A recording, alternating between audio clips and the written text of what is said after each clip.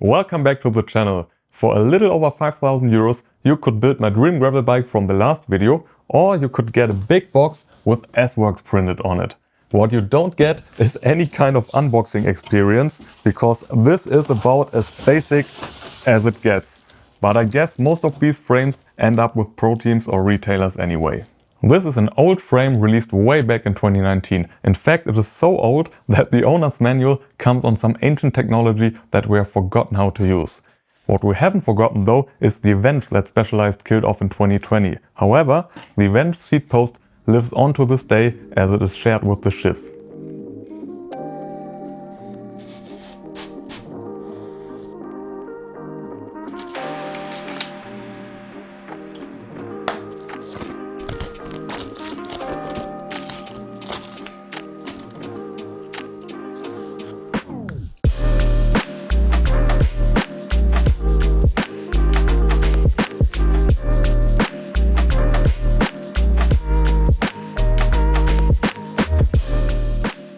Despite its age, it's still a great looking frame, but as you just saw, I had to clean the entire thing because it was covered from top to bottom in sticky residue from the packaging material. And while doing that, I discovered some rather ugly details.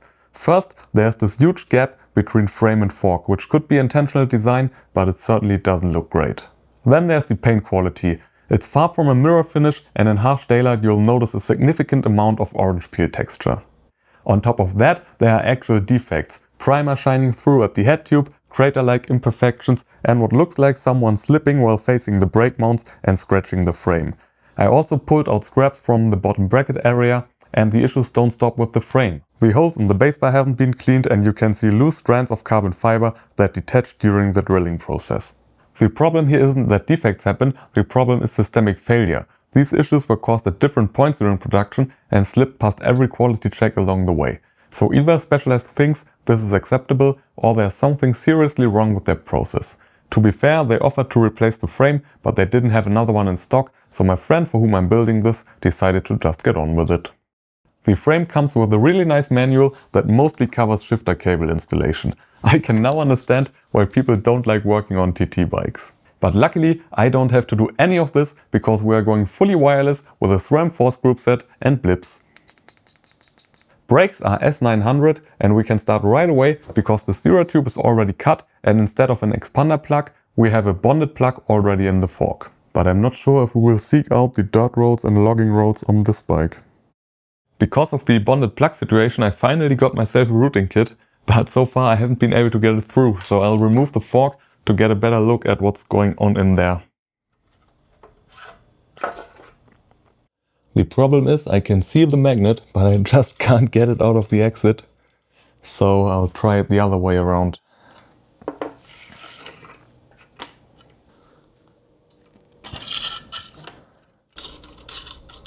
Okay, I can see the wire, but I can't pull it out with the magnet. Maybe I can get it with these needle pliers. Woohoo! Finally! Don't forget the grommet.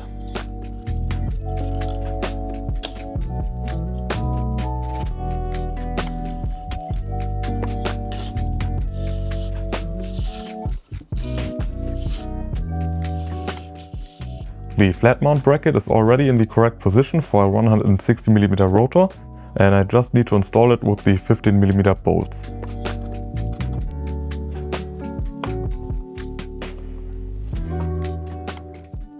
The rear brake hose routing is a bit unconventional. It exits the top tube here and then enters the base bar from above alongside the front hose. I believe this is done because the head tube is too narrow to route the hose around the steerer tube, or maybe that's just how they did it in 2019. However, that means we will need the routing kit again, because the hose will not find its way out here on its own. Somehow I already lost that little magnet counterpart, but this shouldn't be too hard.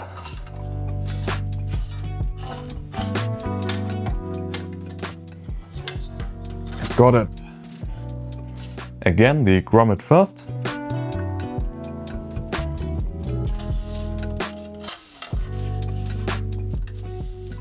For a 140mm rotor, the bracket in the rear has to come off. And the caliper gets mounted directly to the frame with 32mm bolts.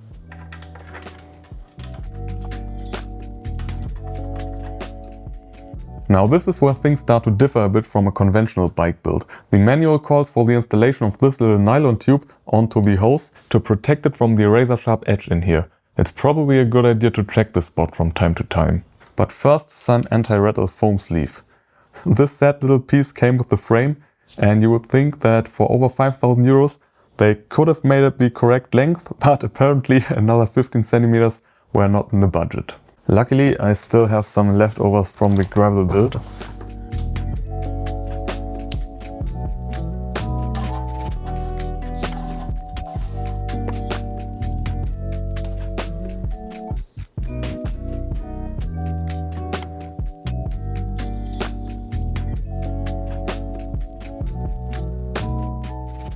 The headset is already greased, but the manual specifically says to not use any grease or assembly paste on the steerer tube. Don't forget the compression ring. And now I'm making sure that both contact surfaces on the steerer tube and on the base bar are completely clean, and for that I'm using isopropyl.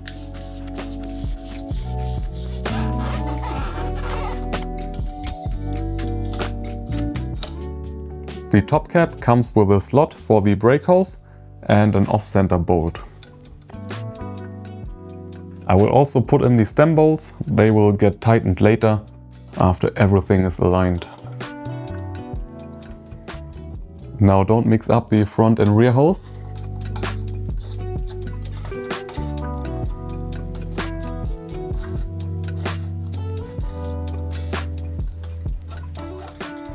Before reconnecting the hoses to the levers, I'll slide on these grip shifters from Leap Components. They are housing the wireless blips, save us the bar tape and give us a nice transition into the lever. I was surprised to see that they seem to come out of an FDM printer. You can see the layer lines and some remains of the support structure on the inside. One side wouldn't click right away, so I disassembled it and cleaned up the edges. They definitely give off a prototype vibe, but in the end I got them working just fine. To install the lever, we first have to cut the hose, and this is a little bit dicey because there's way less wiggle room than on a normal road bike. Too short and you won't get the compression nut on, too long and you won't be able to fit the stem cover afterwards.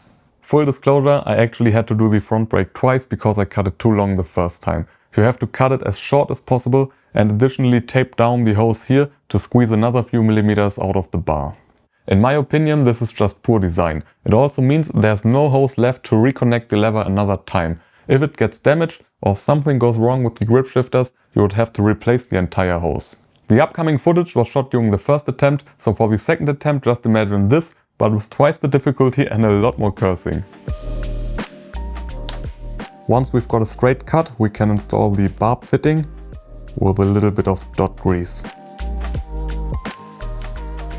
Make sure there's no gap, but don't over tighten it.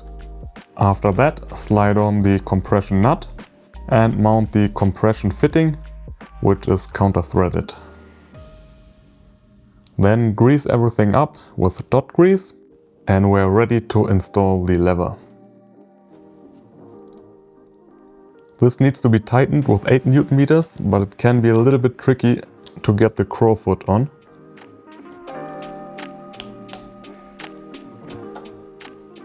And now the isopropyl comes in handy again to remove all the remaining grease.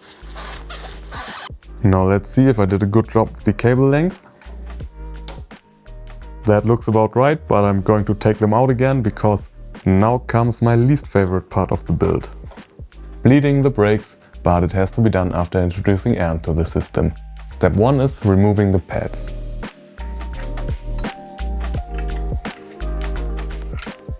After the great experience in the last video, I'm again using the universal bleed block and I don't even bother fixing it.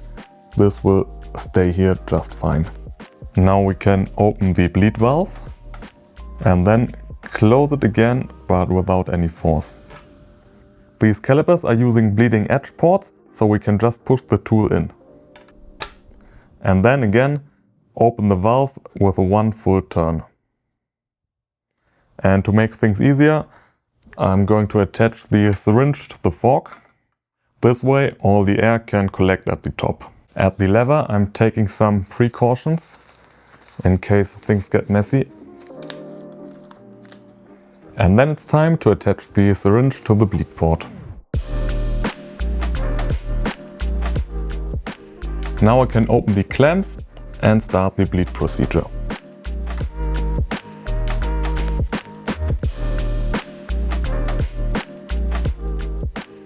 Once the brake fluid is clear of air bubbles, it's time to close the bleeding edge valve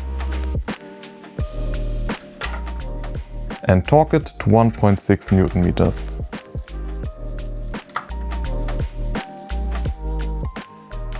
Then finish the process at the lever.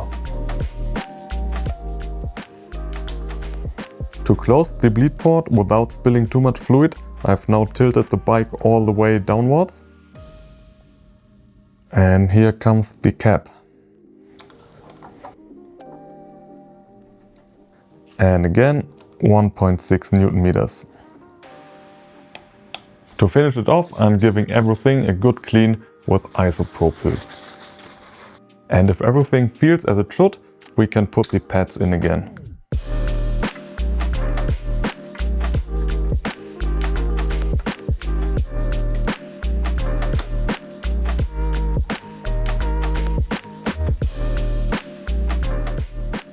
I didn't get any brake fluid on me or the camera, and the brakes now have a very firm bite point, so I'd call this whole operation a success. But now on to more enjoyable tasks. The bottom bracket is another area where this frame shows its age. Threaded BSA fell out of fashion because its smaller diameter is not ideal for dub spindles. I'm going that route anyway, and I chose the standard SRAM bracket because I don't believe in expensive ceramic bearings.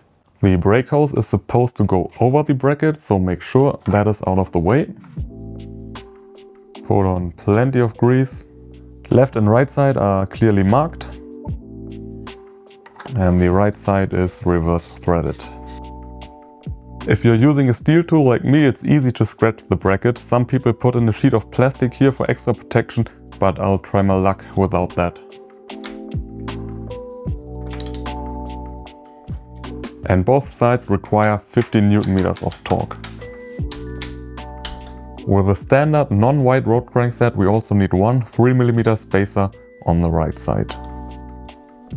After I'm done playing around with this bike, it will be used in triathlons. I did a little research on the speeds and they actually don't ride that fast. Because of that, I don't think there will be much benefit to mounting a huge chainring like we see them in UCI time trials, for example. And since life is not only racing but also training, I'm mounting this 5037 power meter crankset for now. A 60-tooth dinner plate would be much cooler, but we are not pros and we have to get up the hills somehow.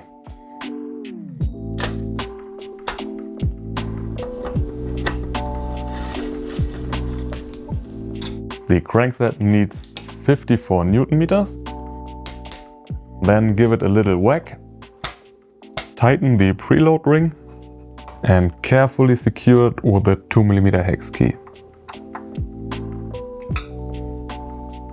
Whoops, that didn't spin very well. Maybe I should have gotten one of those expensive ceramic bottom brackets after all. I know these spin tests tell you nothing about actual friction losses under load, but I've installed a handful of these SRAM BBs now and this one didn't feel right. So I took it all apart to investigate and it turns out the left side bearing is just super stiff. That's good news in that there's no problem with the frame. Maybe it's just a bad tolerance pairing or the seals need a few kilometers to loosen up. For now it's going back in. After all, it's no big deal to swap the bottom bracket later if it doesn't improve. And to show you it is not a preload issue, even with the right side not mounted, it doesn't spin freely. It took me a while to find the front derailleur hanger because it was packaged with the aero bars and not in the accessory bag with all the other stuff.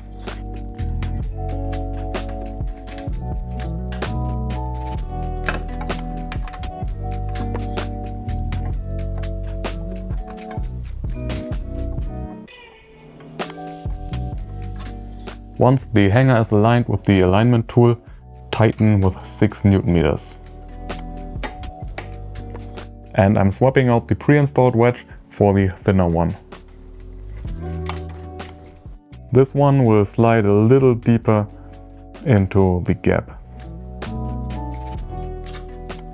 In the rear we have an old school proprietary hanger, no UDH, and it is possible to mount the derailleur the wrong way, so make sure this tab here is in contact with the B-bolt. For the mounting bolt we need a longer hex bit and 5 Newton meters. Don't forget to plug the last Di2 hole, and then it's time to put the bike on its own feet. For wheels we've got DT Swiss ARC 1400 in 65 and 85 mm. I'm not their biggest fan because for their weight they are just not good value and the rim width is a little bit outdated. But on a TT bike with narrow tires and with multiple Black Friday discounts they are a reasonable choice. Both wheels have a 22 mm internal width, but the external width is a little bit confusing. It's specified with 29 mm for the front wheel and 32 mm for the rear. However, if you measure the rear wheel like DT Swiss does on their website, it's clearly not 32 mm, and a little bit further down the profile section it's 31 mm. So the sketch is simply wrong, but also the width somewhere down the profile doesn't really matter. I want to know how this rim pairs with a specific tire, and for that I need the width at the flange, which in this case is quite narrow. And what's also a little bit confusing is their mission statement, because it includes an asterisk to further elaborate what ambitious means. Is that for legal reasons? Did some people not feel included? Am I ambitious enough to gain that competitive edge? We will find out once these components are mounted. For tires we have 28 mm GP5000 STR with the transparent sidewall, so we're giving up a few watts in exchange for style. The Silca marketing finally got to me, and for the first time I'm trying the Ultimate sealant. The tubeless valves come included with the rims, and for everything else we're keeping it SRAM exclusive with a 10-33 cassette and Centerline XR rotors. And because we are using a SRAM cassette, step 1 is to replace the Shimano freehub body. Just pull off the end cap, pull off the old freehub body, and if it doesn't come out by itself, don't forget that red ring here, because that is where that spring pushes against. Insert that ring into the new freehub body and slide that over the axle. And now just put on the new end cap. And the conversion is complete. While we're at it, I'm also going to install this tubeless valve, and these wheels come with so-called valve guards, and I think their job is to prevent the valve from rattling, so I'm going to install one.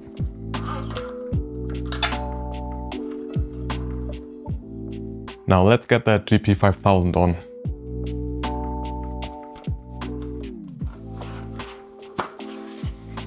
That was easy, no tire levers needed.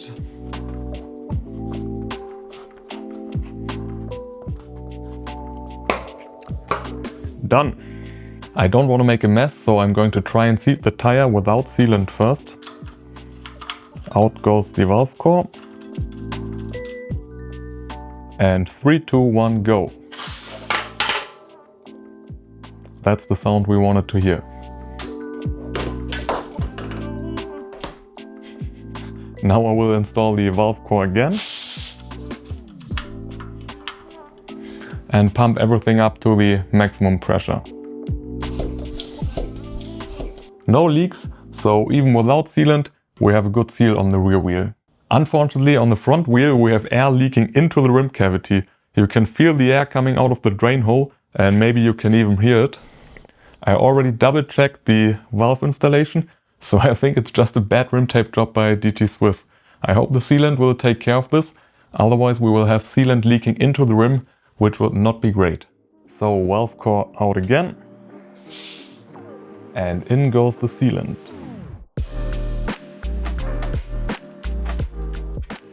The tire stayed seated, so we don't need the booster again.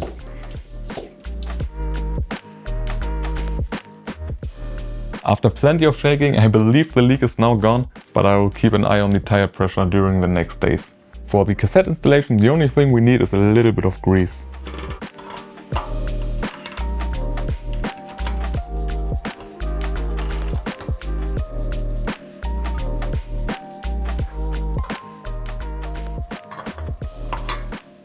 Conveniently, we can use the very same lock ring tool for the brake rotor too.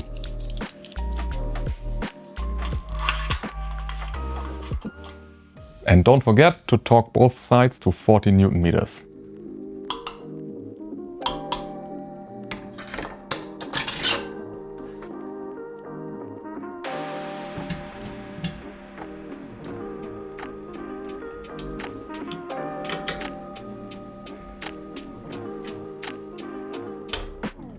I've already waxed this chain, and now that we have the wheels in, we can size it. For that we have to put it over the big ring and over the largest cog. We want an overlap of 2 links, so these 4 links here have to come off.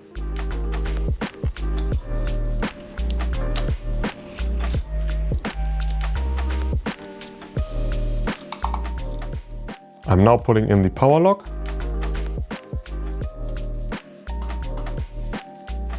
And I'm closing it with a whack on the crank. Now we can adjust the chain gap to 5 mm with the B-bolt. To finish off the derailleur installation, I'm making sure the limit screws are in light contact with the inner link.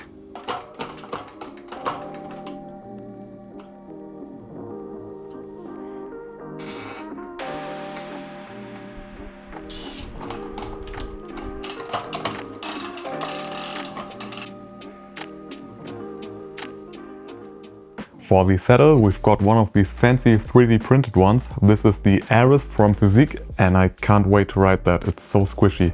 And I can already feel that I won't be happy with the 20 mm offset seat post, so I'm going to slam this all the way forward. And don't forget to tighten the stem bolts with 5 Newton meters. And then it's time for the stem cover that gave me so much trouble. But first, one very important fix.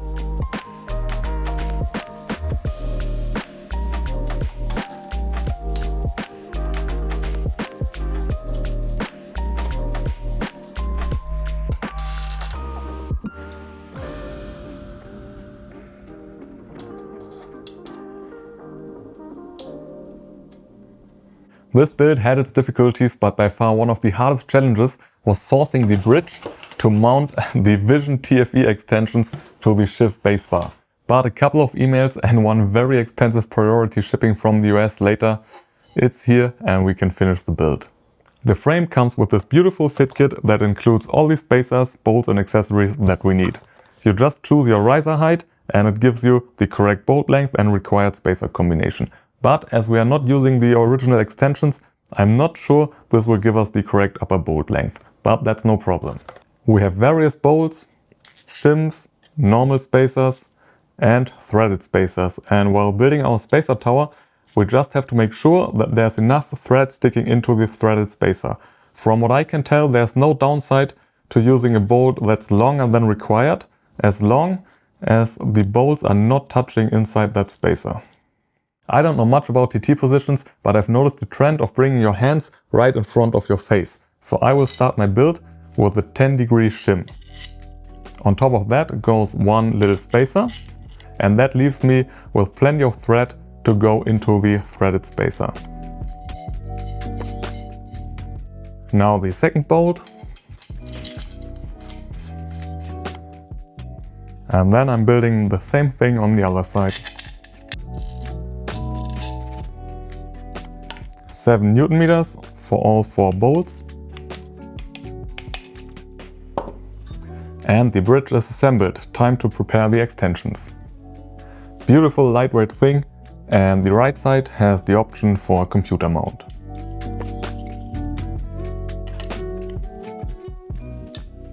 This plug has to come out because once again I'm mounting a blip shifter from Leap Components. Before the blip goes in, this clicky thing here needs to be removed.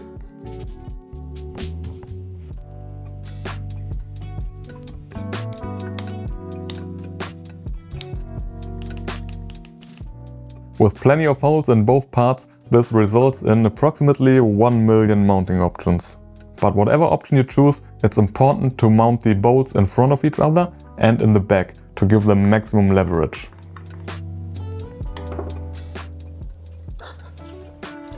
This is ready to go on the bike, It bugs me a little bit that the computer mount is not centered in this configuration.